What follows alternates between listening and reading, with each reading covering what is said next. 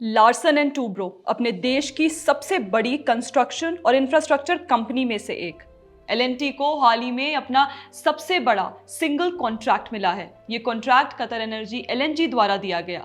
सूत्रों के मुताबिक $4 बिलियन से अधिक की राशि वाला बताया जा रहा है। एक भारतीय कंपनी को कतर से मिला 15,000 करोड़ से बड़ा कॉन्ट्रैक्ट अपने आप में हमारी बिजनेस इंडस्ट्री के लिए एक माइलस्टोन अचीव करने जैसा है, जो कभी केवल एक सपने की तरह हुआ करता था। चलिए दोस्तों, आपको इस वीडियो में आज बताते हैं कि कैसे न केवल एल&टी ने बल्कि हमारी अन्य कंपनियों को भी ग्लोबल स्टेज पर कॉन्ट्रैक्ट्स के लिए चुना जा रहा है। तो दोस्तों, अभी पिछले ही महीने यानी फरवरी में कतर के एमिर और हमारे देश के प्रधानमंत्री नरेंद्र मोदी की मुलाकात नई दिल्ली में हुई थी, जिसमें ट्रेड से लेकर इन्वेस्टमेंट तक, technology, energy, security, food, culture, हर विषय पर चर्चा हुई। और ये अब इसी स्ट्रॉन्ग डिप्लोमेसी का नतीजा है कि दुनिया की एक प्रीमियर एलएनजी कंपनी में से एक कतर एनर्जी एलएनजी ने एल&टी लिमिटेड को north field production sustainability offshore compression project के लिए एक अल्ट्रा मेगा ऑफशोर कॉन्ट्रैक्ट दिया।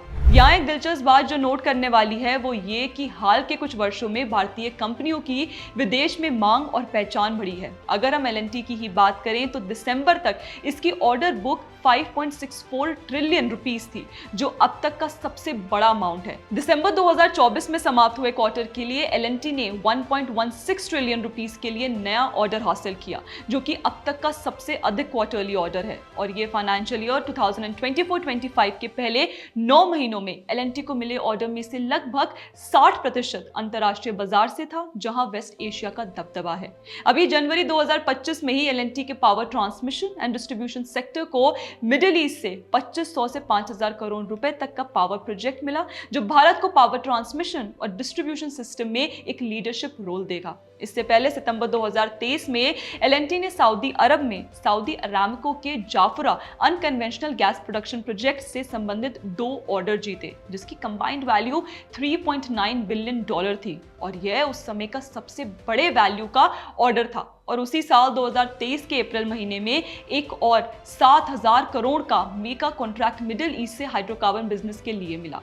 इसके अलावा दोस्तों, अगर हम और भारतीय कंपनीज की बात करें तो इंजीनियर्स इंडिया लिमिटेड ने अभी 2 दिन पहले यानी 25 मार्च को मिडिल ईस्ट क्लाइंट से 2 कॉन्ट्रैक्ट्स मिले, जो कि पीएमसी सर्विसेज और engineering and project management services agreement से संबंधित है। और उनकी कुल राशि 730 करोड़ रुपए बताई जा रही है। इसके अलावा भारत की top refiner Indian oil corporation ने भी इस साल के शुरुआत में 7 million barrel oil middle east और अफ्रीकन क्रूड ऑयल से वाया टेंडर परचेज किया। और इसमें अबू धाबी के मुर्बन की एक रेयर परचेज भी शामिल है। तो दोस्तों, जो यहाँ एक बात नोटिस करने वाली है वो ये कि भारतीय उद्योग आज एक ग्लोबल लेवल पर कॉन्ट्रैक्ट्स भी हासिल कर रहा है और तमाम बड़ी एमएनसी के साथ कंपेटिटिव भी है। यह दिखाता है कि भारतीय इंजीनियरिंग और इंफ्रास्ट्रक्चर कंपनियों का कद इंटरनेशनल लेवल पर बढ़ा है। इसके पीछे पिछले 10-12 वर्षों में देश में इंडस्ट्री के लिए आवश्यक माहौल और इसके साथ ही रिसर्च एंड डेवलपमेंट का बड़ा हाथ रहा है।